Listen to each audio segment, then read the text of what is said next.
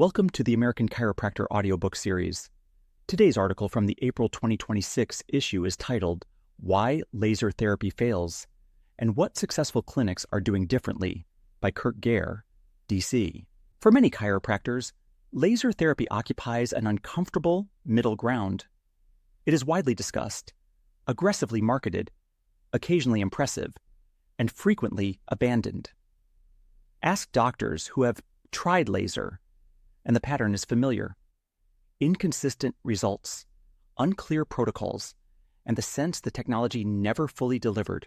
At the same time, a smaller group of clinics, including mine, build thriving practices around laser therapy. Chronic cases respond. Athletic performance improves. Patients seek it out specifically, and results spread through word of mouth. These clinicians are not luckier, and their patients are not biologically different. The difference is how laser therapy is understood and applied. The uncomfortable truth: laser therapy usually does not fail because lasers are ineffective. It fails because they are used incorrectly, based on biologically incomplete assumptions, marketing claims repeated as settled science, and insufficient training. The laser therapy divide. The profession is split into two camps. In the first, laser therapy is treated as a passive add-on, something done to the patient to reduce pain or inflammation. These clinicians often rely on generic protocols, fixed treatment times, broad application zones, and little distinction between devices or wavelengths. When results plateau, the conclusion is that laser therapy is overrated hype. In the second camp, lasers are used as active biological signaling tools.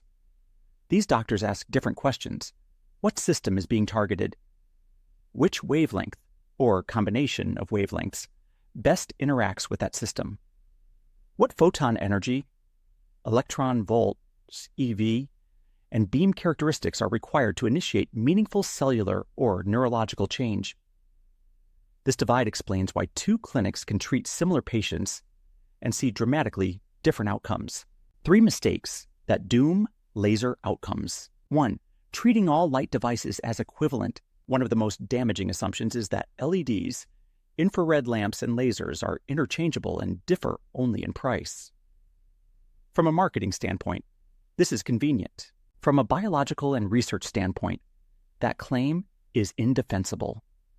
Lasers are defined by beam properties, coherence, and collimation that determine whether light behaves as a biological signal or merely as diffuse energy chucks heat.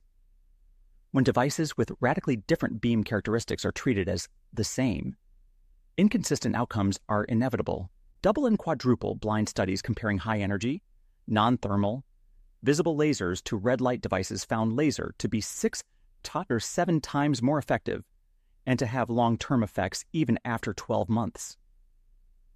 The famed Russian laser researcher Sergei Moskvin adamantly states that only lasers can be used for laser therapy because the reactions with LEDs are different and inferior.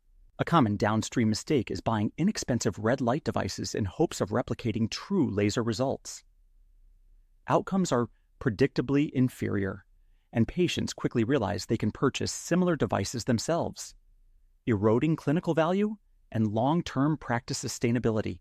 2. Chasing penetration instead of wavelength specific signaling. Penetration matters, but it is not the governing mechanism for every wavelength.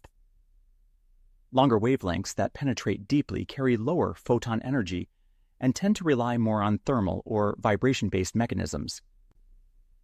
Visible wavelengths, shorter than 730 nanometers, carry higher photon energy and interact differently with chromophores, electrons, and ion channels, producing photochemical and signaling effects that do not require deep penetration nor high power. Medicine already accepts this principle. UV light penetrates only microns into the skin, yet drives systemic vitamin D effects that impact bones in the whole body. Blue light used for neonatal jaundice alters bilirubin metabolism without direct penetration to the liver. For both of those cases, if you tried to produce vitamin D or impact the jaundiced baby with any other wavelength, like green, red, or infrared, you would not be able to get the same result no matter how high you put the power. Watts. That would just dose more photons with the wrong energy and wavelength for the desired result. Furthermore, research has shown that visible lasers can impact tissue far deeper than penetration depth. Independent studies show that violet, green, and red lasers can influence extracellular matrix-modifying enzymes relevant to disc biology and trigger repair without needing direct penetration to disc tissue. Depth is everything is a marketing idea, not a complete biological framework, and applies mostly to the low-energy IR wavelengths. 3. Using power and time as proxies for effectiveness. Many protocols are structured around watts and minutes rather than biology, claiming higher power delivered faster must be better. Research has shown otherwise when objective results are measured. Biological systems respond to optimal dosing windows, not brute force. Higher doses often produce diminished or even opposite effects compared with lower, properly timed doses. In some cases, excessive dosing produces short-term pain inhibition while undermining longer-term outcomes because they primarily cause bioinhibition when doses are very high. In contrast, lower doses have a biostimulatory effect in tissues, which creates greater tissue repair. The paradox is that the very high dose can rapidly decrease pain, and when combined with the thermal impact, it can appear to be doing more than the non-thermal lower dose device. Where the biggest results with the low-power, high-energy devices is at the long-term follow-up points like 6 months and 12 months. Key point: delivering the same total dose can produce different effects depending on irradiance and exposure time. Longer exposure at lower power can outperform short, high-power application for long-term results. The analogy is simple: slow cooking versus a microwave, or an IV drip versus pushing the whole bag at once. Same total dose, yet different results due to time. This matters even more when treating neurological tissue, particularly pediatric patients, where overshooting the sweet spot can provoke unintended effects. Bonus mistake: not getting proper training. Far too often, when talking to struggling doctors, they had little to no training, or solely by a sales rep who often is not well versed in laser research. It is rare to see hands-on protocol training.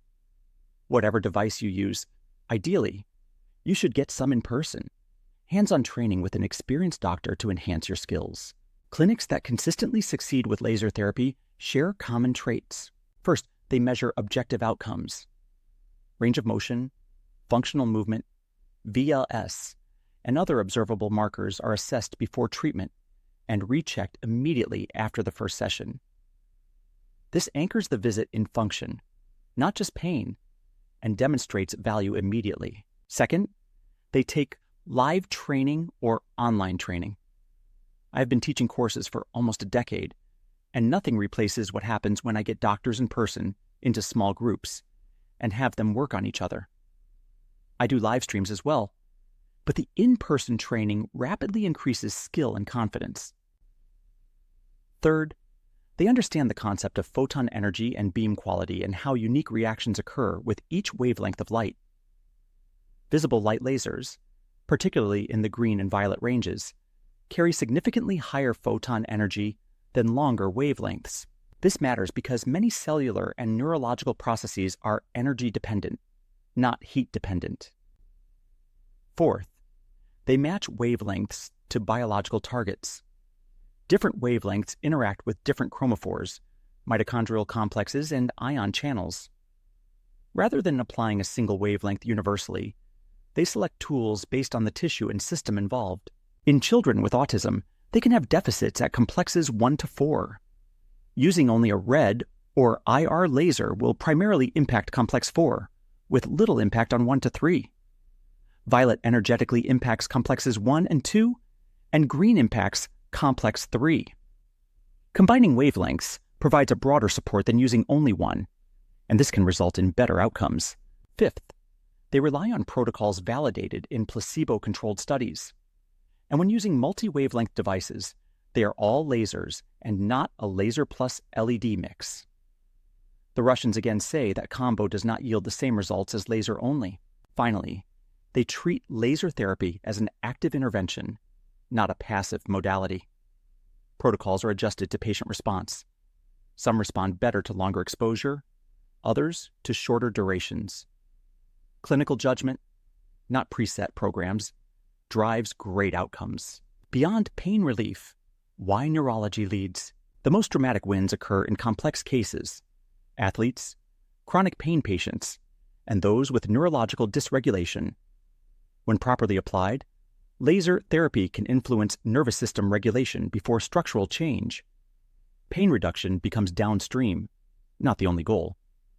Clinics that recognize this stop asking whether lasers reduce inflammation and start asking how lasers recalibrate systems. This is where having the non-thermal, high-photon energy lasers truly shine. Reframing laser therapy. Laser therapy is not failing as a modality.